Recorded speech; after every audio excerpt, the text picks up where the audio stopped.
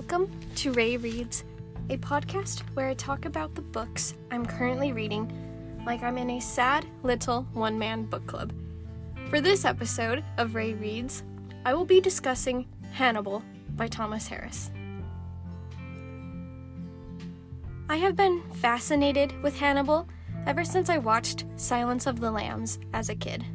This led to me discovering one of my all-time favorite TV shows, NBC and Brian Fuller's Hannibal. So, fair warning, because I love the show so much, I will discuss parts of it alongside the book here. For the most part, the show is true to the book. I absolutely appreciate TV series and films that remain faithful to the original source. I have been let down by way too many movies that neglect crucial points from the book. I am just so pleased with Hannibal, the book, and the show. The poetry and gruesomeness of this story captivate me. Hannibal's violence is strangely beautiful. I might be reading too much into a few things now, but I believe there is a lot of foreshadowing in the symbolism that appears throughout the book. There is the obvious connection between Rinaldo Posse's hanging and greed, as Hannibal eloquently spelled that one out for us. But there may have been hints of Posse's fate to glean from his mentioning of his own erections. I believe that this was foreshadowing to Posse's death by hanging and his resulting death erection, which we previously learned about from Mason Verger. Before Posse's murder, another piece of possible foreshadowing appears in the form of a bat. Most people would think that the bat is a symbol of fear. In this case, I feel as though the bat symbolizes death and rebirth. The reason bats are connected with birth is because they dwell in the womb of the earth, their caves. The bat flies around during the so-called Dr. Fell's lecture. It could serve to announce the death of Rinaldo Posse and the rebirth of Hannibal Lecter as he returns to the United States. This is not the only instance where Thomas Harris communicates through the appearance of animals. While Clarice Starling stalks Barney, the nurse, they happen upon a pair of doves in the street, one dead and the other circling its corpse. The living dove may represent divine love, or rather, Hannibal's approval. Clarice and Barney feel the irresistible pull toward Dr. Lecter. They are among the few characters Hannibal deigns to have meaningful conversations with. In their own ways, Clarice and Barney hold on to Dr. Lecter 7 years after his escape from the Baltimore State Hospital for the criminally insane. The orderly Barney collected Hannibal's belongings from the Institute and now sells them off to rake in thousands of dollars. Agent Starling holds on to Hannibal in a more intimate fashion since he had wormed his way into her head. The dead dove is a symbol of caution. Undoubtedly, following the trail to Hannibal is a perilous journey. Twice in this story, we encounter a criminal mother who uses her infant as a shield. Evelda straps her baby to her chest and carries a gun concealed under a blanket to face Agent Starling again. Then, in Florence, Romula uses a wooden arm to carry her infant son to free one hand for pickpocketing. Beyond these women being terrible mothers, it is interesting to see these babies utilized as the most innocent of shields. It seems that Hannibal ends up using Clarice in a similar way after he brainwashes and elopes with her. In Hannibal's eyes, Clarice is a potential space for his deceased sister Mishka to inhabit. He keeps Starling close as a pure shield.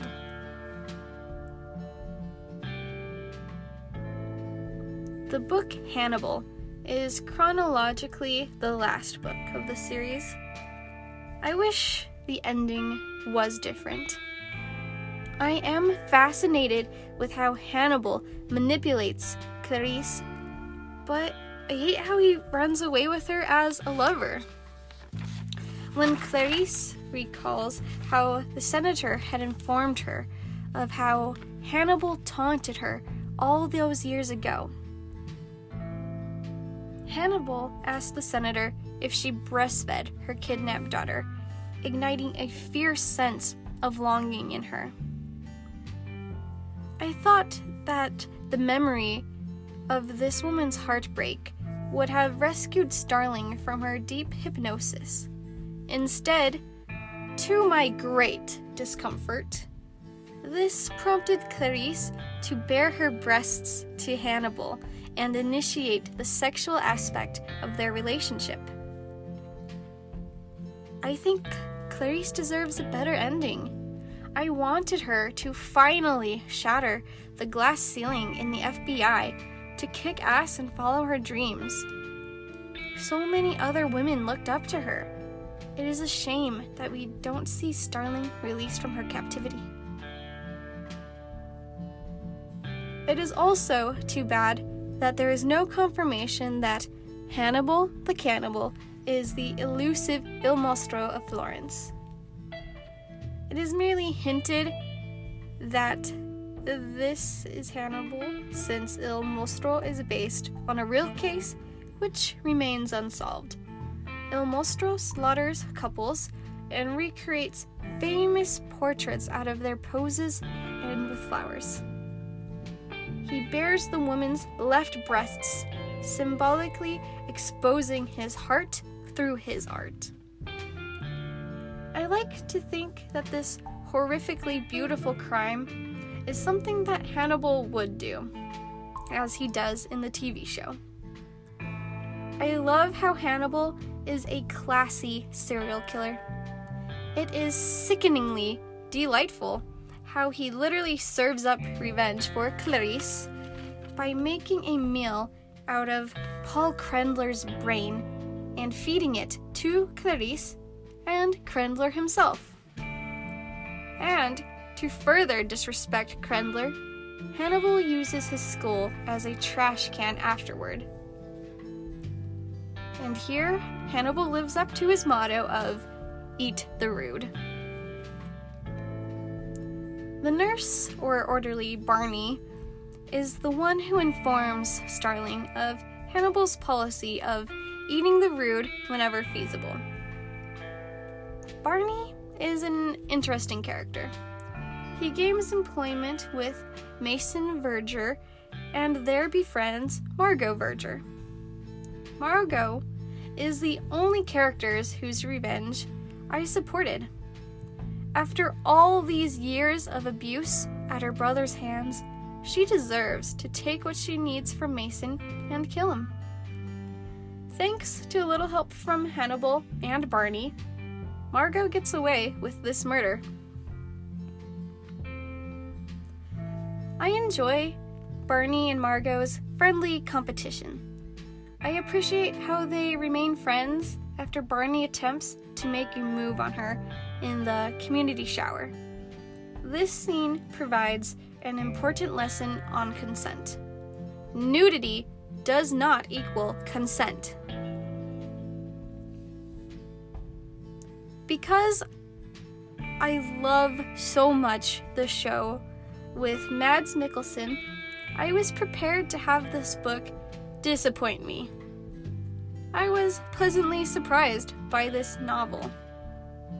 There are obvious differences between the TV show and the book, since Clarice Starling is not in the TV show at all. but the series take note straight from the original source faithfully. One of the few differences is Margot's physical description, her body build. These are different, but just about everything else is the same for her.